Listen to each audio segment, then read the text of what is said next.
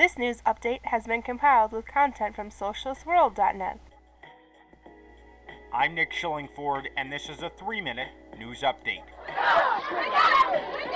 Across the Middle East and North Africa, the revolutions and protests that began after Mohamed Bouazizi's suicide in protest at poverty and oppression in Tunisia have in many countries reached turning points. Despite the heroic mass revolts, it seems that in Tunisia and Egypt, even with the ousting of the old dictators, the bulk of the old elite are still in power, while in other countries the regimes are holding on. In Libya, the youth revolt developed against the corruption and oppression of the ruling clan, but it did not immediately assume mass proportions in the West, where the majority of Libyans live.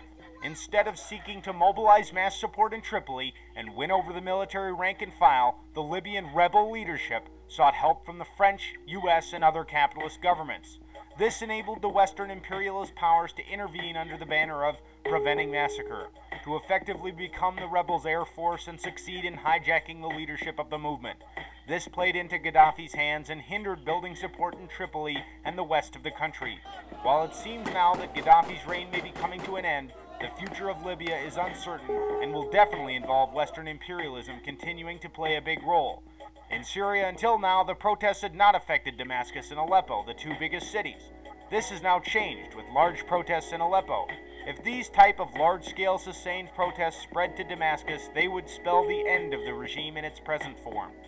Elsewhere in the region, the uprising in Bahrain has been temporarily suppressed by Saudi Arabian troops, about which very little was said by imperialist governments. There have been small protests in Saudi Arabia. In Morocco, there have been recent demonstrations against the King's Reform Package, saying they do not go far enough.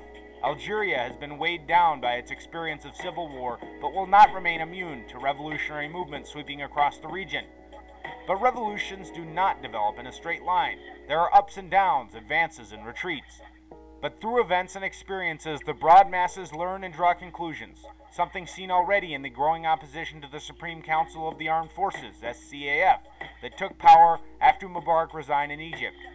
We have not seen the last act. On the contrary, the international revolutionary and counter-revolutionary reverberations Bouazizi's suicide sparked off have by no means ended.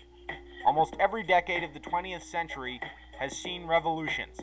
Yet only the 1917 Russian Revolution was successful because of the existence of a party that had a clear idea of what needed to be done. The Bolsheviks were able to win mass working class support. Capitalism can only be overthrown by a conscious movement of the working class, which the Committee for Workers International aims to build. This has been a 3-minute news update.